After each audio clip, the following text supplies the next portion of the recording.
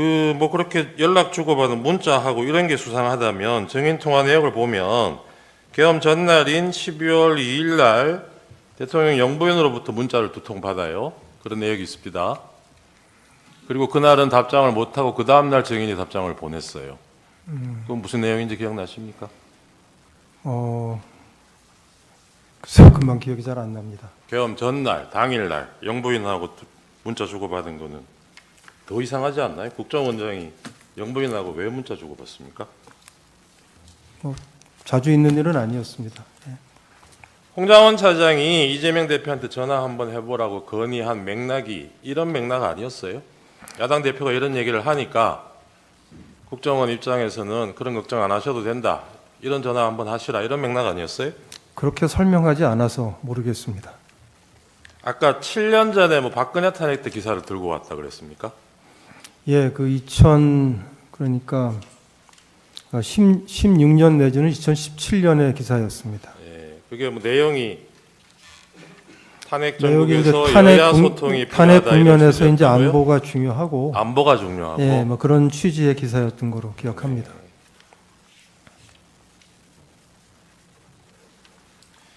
증인은 경찰에서 조사받으면서 통화 내역, 뭐 핸드폰 다 제공하셨죠? 비아폰 말고 개인 휴대폰 뭐 그렇진 않습니다. 제공 안 하셨던가요? 네, 제공은 안 하시고 필요한 설명은 했지만 예, 제가 설명도 전화를 하고 제출하지는 않았습니다. 경찰에서도 통화 내역 조회를 따로 해봤나 봐요. 그 네. 조회 결과는 혹시 보셨습니까? 아니요, 못 봤습니다. 조사 받을 때 제시 안 하던가요? 그렇지 않았습니다. 그 보면 계엄 전후로 증인이 국회의원하고 여러 통의 전화를 하신 게 나옵니다. 기억나시죠? 뭐 성일종 의원, 신성범 의원. 신성범 의원은 아마 12월 6일 전에 제가 했던가요? 네, 뭐 정확히 기억이 잘 안 통화하신 납니다. 내역은 있습니다. 아, 그렇습니까? 4일에도 통화를 하신. 4일 날요? 네. 네, 뭐 기록이 맞을 겁니다. 네. 아까 홍 차장이 이재명 대표한테 전화 한번 해보시라 한 것 그 자체로 무슨 정치적 중립 위반이라고 생각을 하셨다는 건데, 증인이 여당 의원들하고 통화하는 것은 괜찮고 야당 대표한테 통화하는 것은 바로 정치적 위반이 됩니까? 국정원장이 그 당시 상황에서 야당 대표하고 평소에 연락하던 사람도 아닌데 전화를 한다는 것은 누가 보더라도 지극히 정치적인 행위가 될 것입니다. 네. 이 당시에 보지는 못하시겠지만 홍 차장이 12월 5일 아침에 김태효 안보일 차장한테 보낸 텔레그램 메시지 나중에라도 보셨죠? 네, 언론에서 봤습니다. 네, 지금 화면으로도 한번 보시면 홍 차장이 이런 메시지 왜 보냈다고 생각하십니까? 저로서는 알기가 어렵습니다. 그 앞부분 한번 보세요. 다행히 국힘 탄핵 반대 당론이 나왔고 오늘 대국민 담화를 하신다니 천재일류의 기회입니다. 보이시죠? 네, 예. 국힘에서 탄핵 반대 당론 나온 거를 다행이라고 표현을 하고 있어요. 이 얘기는 홍 차장은 이 시점에도 대통령이 탄핵 겪지 않고 그 자리를 지키기를 바랬던 걸로 보이잖아요. 네, 그러기 위해서 이런 제안을 한 거고 본인이. 근데 이런 사람이 아까 저 피천고인 대리인 쪽에서 물으시는 것처럼 대통령과 통화하면서 없는 얘기 만들어가지고 이런 메모 허위로 만들어내고 이럴 이유가 뭐가 있을까요?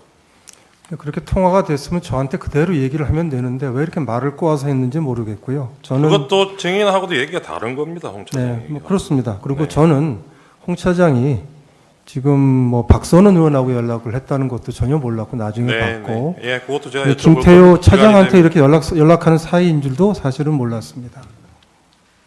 알겠습니다. 12월 4일 날 신성범 의원하고 통화하신 거는 기억이 안 납니까, 내용이? 통화 내역은 나와요. 우리 정보위원장이니까 아마 네. 이제 이렇게 비상계엄이 어떻게 되고 지금 상황이 어떠냐 물어보셨을 네. 것 같습니다. 네. 그러면 그 전화 통화한 거하고 그 정보위의 간사인 박선원 의원이 국정원 차장하고 통화하는 거는 문제가 되고 그런 겁니까? 어떻게 된 건지 확인해 볼 수 있잖아요. 정보위원회 간사가 그날 밤에 누구랑 통화를 한다면 제 상식에는 기조실장하고 통화하는 게 맞습니다. 기조실장이 국회 담당이고 가장 자주 서로 만납니다. 네. 1차장한테 전화하는 거는 그 증인도 할 말씀하셨듯이 수는 있지만 조금 의아스러운 일입니다. 네, 뭐 그렇게 생각하신다니까 알겠습니다. 네, 뭐 제 생각입니다.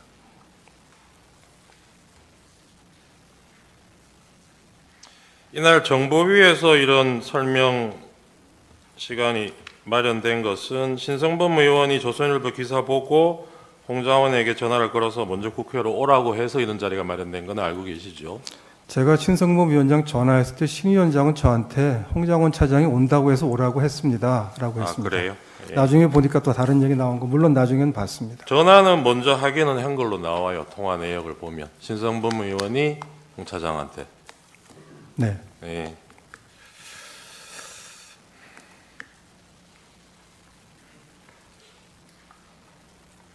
계엄 전날 국방위원장 성일종 의원하고 전화 통화하신 거는 내용이 뭐였습니까?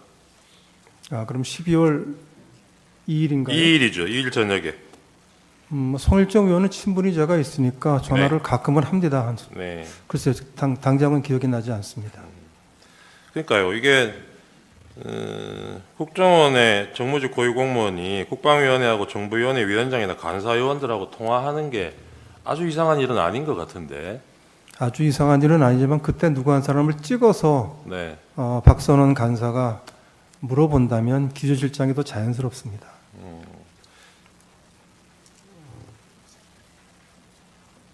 성일종 의원하고는 계엄 당일에도 증인이 통화하신 걸로 나오네요. 그거는 기억나세요? 사실은 잘 안 납니다. 안 나시죠? 뭐 그렇게 연락 주고받은 문자하고 이런 게 수상하다면 증인 통화 내역을 보면 계엄 전날인 12월 2일 날 대통령 영부인으로부터 문자를 2통 받아요. 그런 내역이 있습니다. 그리고 그날은 답장을 못하고 그 다음날 증인이 답장을 보냈어요. 그건 무슨 내용인지 기억나십니까? 글쎄요, 금방 기억이 잘 안 납니다. 그런 내용을 이 민감한 시기에 주고받았다는 걸로 누가 의심을 하면 어떻게 답변하시겠어요? 결국 뭐가 남아 있으면 그걸 보시면 판단이 되지 않을까 싶습니다. 예. 근데 지금 증인은 남아 있는 것도 없는데 의심을 하셨잖아요. 무슨 말씀이신지 잘 아까 질문을 이해하지 못했습니다. 그 야당 의원하고 1차장하고 이 무렵에 연락 주고받은 게 이상하다고 의심을 하셨잖아요. 그러니까 12월 3일 밤 12시가 넘어서 계엄과 관련해서 예. 야당 정보위 간사가 연락을 한다면 제가 아니면 기조실장이 더 자연스러울 거라고 말씀드렸습니다. 그러니까요. 그렇게 접근을 하자면 계엄 전날, 당일날 영부인하고 문자 주고받은 거는 더 이상하지 않나요? 국정원장이 영부인하고 왜 문자 주고받습니까? 자주 있는 일은 아니었습니다. 예.